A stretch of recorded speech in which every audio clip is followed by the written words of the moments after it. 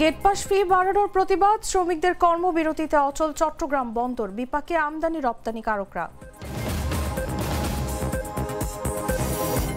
লক্ষ্মীপুরের রেললাইন চায় জামায়াত, শিল্প, শিক্ষা ও স্বাস্থ্য খাতে নতুন দিগন্ত উন্মোচিত হওয়ার আশা।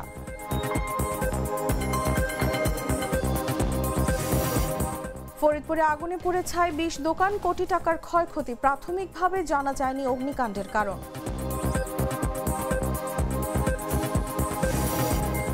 টাঙ্গাইলে ব্যবসায়ীকে কুপিয়ে স্বর্ণ, নগদ টাকা ছিনতাই, অভিযোগ পেলে আইনগত ব্যবস্থা নেওয়ার আশ্বাস পুলিশের। এবং খুলনার বাজারে চড়া মাছ সবজির দাম, ব্যবসায়ীদের দাবি সরবরাহ না থাকায় বাড়ছে দাম।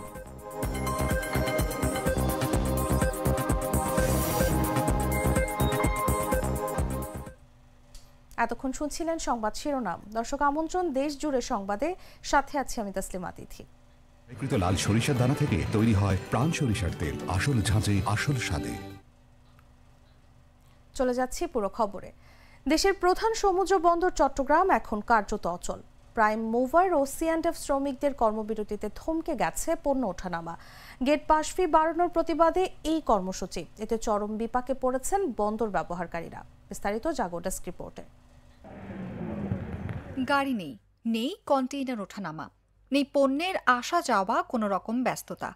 কারণ গেট পাস ফি বাড়ানোর প্রতিবাদে কর্মবিরতিতে গেছেন প্রাইম মুভার ও C&F শ্রমিকরা। রোববার সকাল থেকেই এই বন্দর যেন অচল হয়ে পড়েছে। গেট পাস বাড়াই দেওয়ার পরে 4 গুণ বাড়াই দিছে, এই জন্য গাড়িও ঢুকতেছে না। আমরা C&F কর্মচারীরও নতুন ট্যারিফ শিডিউল অনুযায়ী ভারী যানবাহনের গেট পাস ফি 57 টাকা থেকে বাড়িয়ে 230 টাকা করা হয়েছে। এই বাড়তি খরচেই ক্ষোভে ফুঁসছে শ্রমিকরা। কখন থেকে?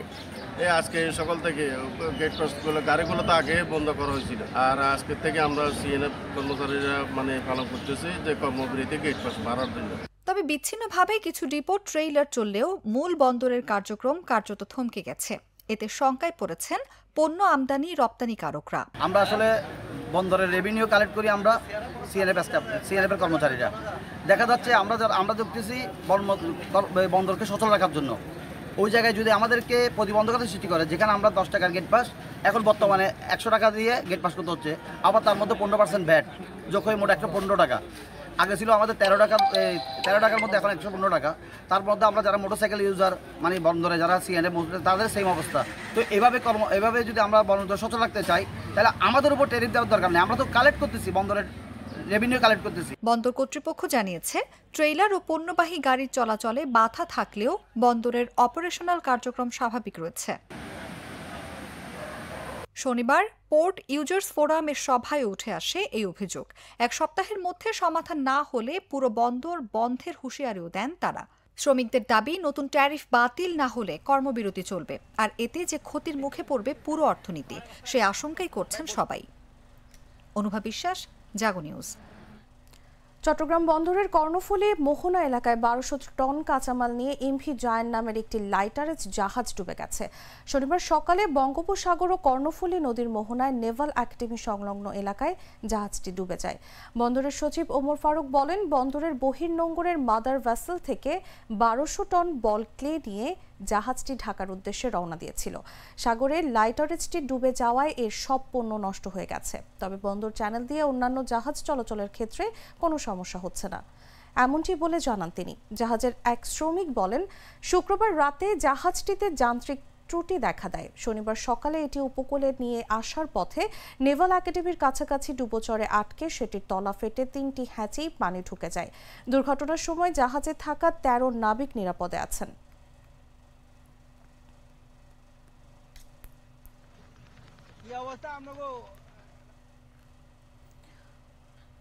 লক্ষ্মীপুরের রেল লাইন স্থাপনের দাবিতে সংবাদ সম্মেলন করেছে জামায়াতে ইসলামী। রোববার দুপুরে জেলা জামায়াতের ব্যানারে লক্ষ্মীপুর প্রেস ক্লাবে এই আয়োজন করা হয়। সংবাদ সম্মেলনে ঢাকা মহানগরী উত্তর জামায়াতের সেক্রেটারি ডক্টর মোহাম্মদ রেজাউল করিম বলেন, রেল লাইন স্থাপন হলে আঞ্চলিক অর্থনীতিতে গতি আসবে, জেলার কৃষিপণ্য পরিবহন সহজ হবে, শিল্প, শিক্ষা ও স্বাস্থ্য খাতে নতুন দিগন্ত উন্মোচিত হবে। এখানে অর্থনৈতিক অঞ্চল হওয়ার কথা রয়েছে, এজন্য সমৃদ্ধ অর্থনৈতিক লক্ষ্মীপুর গড়তে রেললাইন স্থাপনের সরকারের কাছে জোরালো দাবি জানান তিনি।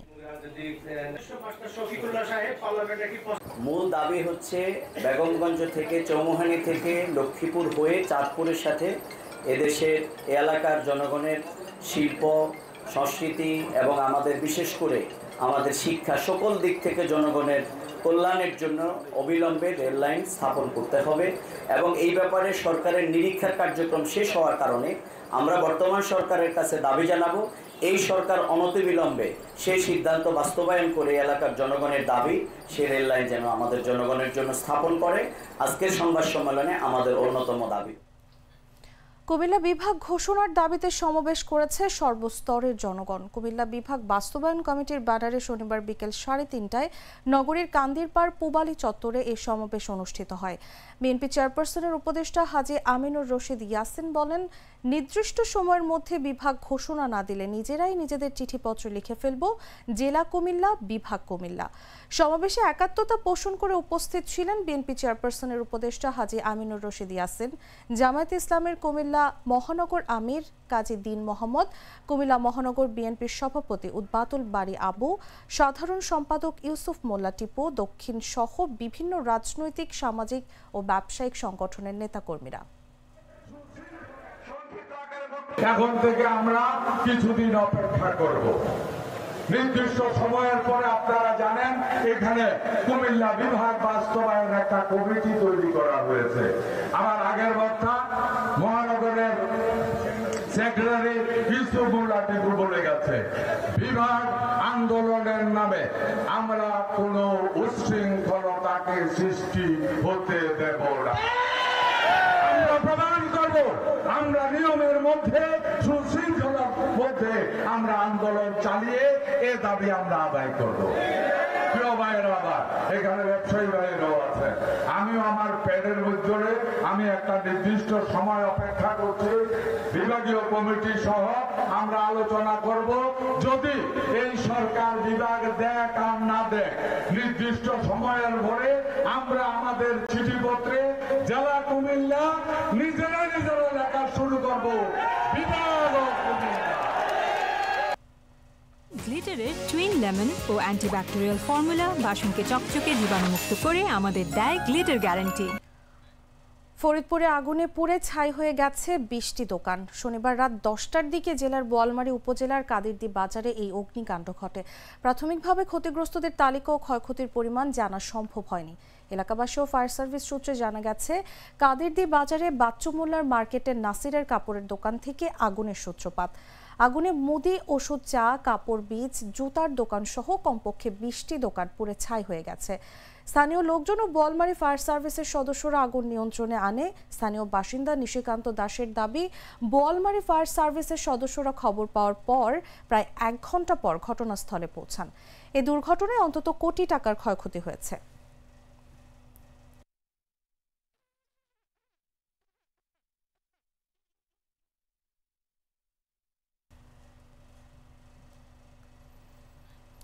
টাঙ্গাইলে পটকা ফাটিয়ে ব্যবসায়ীকে কুপিয়ে স্বর্ণালংকার ও নগদ টাকা ছিনতাইয়ের ঘটনা ঘটেছে। শনিবার রাত 9:30টার দিকে সদর উপজেলার করটিয়া বাজার এলাকায় এই ঘটনা ঘটে। আহত স্বর্ণ ব্যবসায়ী করটিয়া কর্মকার পাড়ার মৃত সুবর্ণ কর্মকারের ছেলে বিপ্লব কর্মকার। পুলিশ জানায়, করটিয়া বাজারের মা কালী জুয়েলার্সের স্বত্বাধিকারী বিপ্লব কর্মকার দোকান বন্ধ করে বাড়ি ফিরছিলেন। পথে করটিয়া বাজারের দুর্গা মন্দিরের সামনে পৌঁছালে উৎপেতে থাকা একটি প্রাইভেট কার থেকে 3 থেকে 4 জন দুর্বৃত্ত হঠাৎ পটকা ফাটিয়ে আতঙ্ক সৃষ্টি করে। পরে তারা বিপ্লব কর্মকারকে দেশীয় অস্ত্র দিয়ে কুপিয়ে গুরুতর আহত করে। এ সময় তার কাছে থাকা স্বর্ণ ও নগদ টাকা ছিনতাই করে দুর্বৃত্তরা পালিয়ে যায়। স্থানীয়রা আহত বিপ্লব কর্মকারকে উদ্ধার করে টাঙ্গাইল জেনারেল হাসপাতালে নিয়ে যায়। পরে কর্তব্যরত চিকিৎসক প্রাথমিক চিকিৎসা দিয়ে তাকে উন্নত চিকিৎসার জন্য ঢাকা পঙ্গু হাসপাতালে রেফার করেন।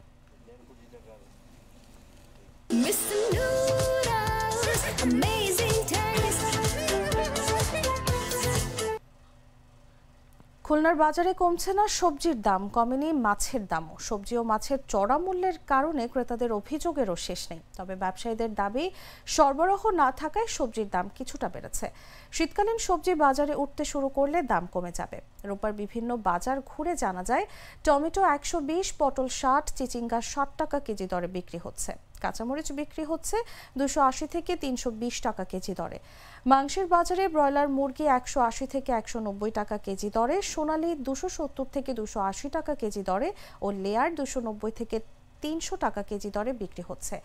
গরুর মাংস 750 টাকা কেজি দরে ও খাসির মাংস 1150 টাকা থেকে 1200 টাকা কেজি দরে বিক্রি হচ্ছে।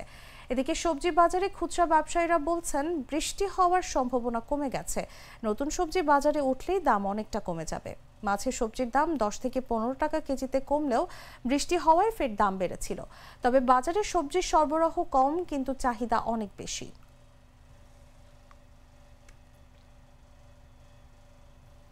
দর্শক, সংবাদ শেষ করার আগে শিরোনামগুলো জানিয়ে দিচ্ছি আরো একবার। গেট পাস ফি বাড়ানোর প্রতিবাদ, শ্রমিকদের কর্মবিরতিতে অচল চট্টগ্রাম বন্দর, বিপাকে আমদানি রপ্তানিকারকরা। লক্ষ্মীপুরের রেললাইন জয় জামায়াত, শিল্প, শিক্ষা ও স্বাস্থ্য খাতে নতুন দিগন্ত উন্মোচিত হওয়ার আশা।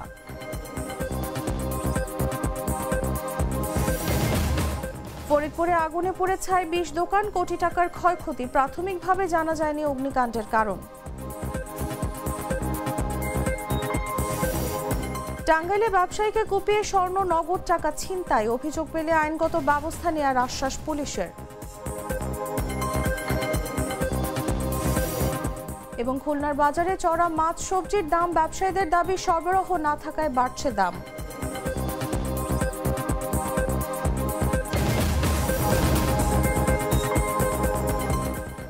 দর্শক, এই ছিল দেশ জুড়ে সংবাদে। এরপর দেখবেন সন্ধ্যা 7টা নিউজ।